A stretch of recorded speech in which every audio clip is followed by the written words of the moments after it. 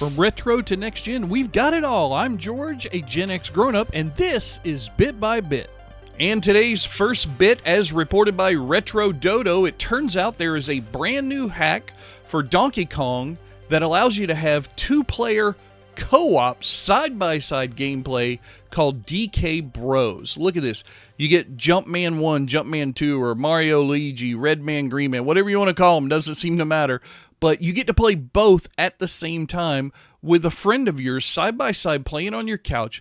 This sounds awesome. Now, you can only do this through MAME, and there is apparently a GitHub page. I'll make sure I give the link down in the description of the article that gives you all the details on how to merge all the different things that you'll need in order to play this along with your Donkey Kong ROM file.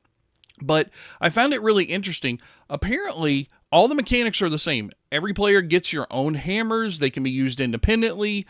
You rack up your own points as well. Like if you look down here in the visual image, look, there's points for player 1, points for player 2, but then they combine into the DK Bros score, which is really awesome. However, apparently whoever completes the stage is the one who gets the bonus points. So that might make it a competition, but if somebody dies, you both die. So just like the article says, it's up to you how much of a competition you want to make this game. I'm definitely going to be trying this out. I think it sounds like a lot of fun. I know John is a huge Donkey Kong fan, and he and I have had competitions playing Donkey Kong. This would be really interesting. Maybe we'll have to do some kind of a live stream thing once the two of us get this installed. But either way, good on you, 10 Yards. I hope this thing works really well. Retro Dodo seems to think it does, so I'm looking forward to playing it. Don't miss the Gen X Grown-Up podcast. New episodes drop every Thursday, packed with reviews, nostalgia, and more.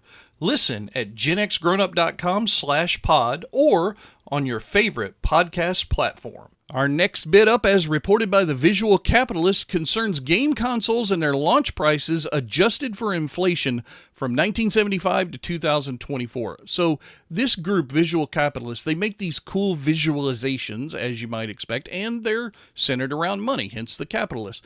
And they're really neat. You know, you can see they cover a whole bunch of different companies: Atari, Sega, Nintendo, Sony, Microsoft. They've got all these different consoles. They also have included in this particular visualization, they've included some handhelds. You can see the Game Boy Color down here, Game Boy Advance, and you can see that this has everything tracked from 1975 up to 2025, which is interesting because we're in 2024, but the prices on the y-axis are the most important part. And I think the reason why I wanted to include this in Bit by Bit is for one reason and one reason only. You guys know, if you've listened to our podcast, I'm kind of a spreadsheet geek. I love Excel and Google Sheets and all those things. Look at this really cool in-page spreadsheet that they created for this so that you can sort by release year, original price, adjusted price. I love this kind of thing. I'm definitely going to be doing a deep dive on this just for my own entertainment later on. But I wanted to point out something that I was shocked by. So you've got the Neo Geo up here at the top, adjusted for inflation. That thing would cost $1,500 today. 3DO interactive multiplayer, you guys probably know the history of that. That would also be $15,000. But look at the next two. Intellivision and the Atari 2600 would both cost over $1,000 in today's market based on their original prices being adjusted for inflation. I think this is largely due to the fact that when these consoles were first being created, I don't think the companies really knew the market. They really weren't sure. They knew how much things cost them to make, and they knew how much development went into it, and the programmers programming the cartridges and games that these systems were going to play. But I don't think they really understood what the market was, so they were just throwing numbers at a board trying to figure it out. Look, Atari 2600, released in 1977, $200. 3 years later, just 3 years later, Intellivision, with its better gaming system, came out at $299. Now think about that in 1980 versus now. You can get a feel for how much that would cost a family and whether or not they would want to make that investment on Christmas Day for their child. I just find this fascinating. It's really cool. You can sort this. You can choose how many entries to show. They have nearly 50 different consoles and handhelds.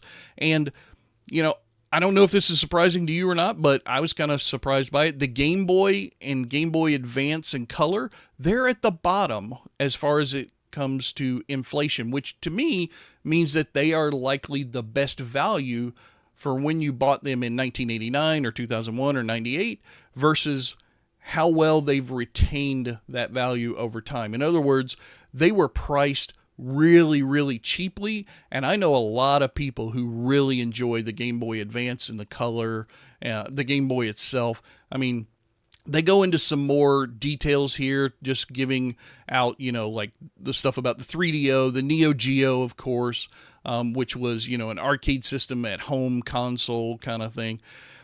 Anyway, for me, as a spreadsheet guy, this is awesome, and it's about video games, which makes it even doubly more awesome. I love it. Hope you guys will go check it out. Want to support Gen X Grown Up and get something extra? Become a Patreon member for behind-the-scenes access, exclusive content, early releases, and more. Check it out at genxgrownup.com/Patreon. And our final bit of news today, as reported by Super Jump Magazine, concerns UFO 50. I had never heard of this game collection before. It was released back in September of this year on the Steam platform. It's got a crazy amount of overwhelmingly positive reviews. The interesting thing is all of these games, and there are 50 games, that hence the UFO 50, that are released are in the 8-bit style. So think Nintendo Entertainment System. Okay, that's cool. We get a whole bunch of retro 8-bit style games that get popped out all over the place. It's kind of hard to keep track. Not often done in a big collection like this, but still, they're a dime a dozen, basically. And I agree with Super Jump Magazine here that they kind of lose their nostalgic joie de vivre, so to speak, because, you know, you've seen one, you've seen 20, right? They're all kind of the same. What's different here is they built these games on a fictional system that has never existed called the LX, which is, I guess they're saying that it's a little bit like the Nintendo Famicom or something like that is what they're comparing it to. But they built this whole, like, meta historical timeline for this system that we've never had in our real world, but they created for this compilation. Okay, that's neat, right? That's awesome. You get this great little storyline with it. All the games were built between 1982 and 1989, so they hold the timeline of our real world in place, which is great.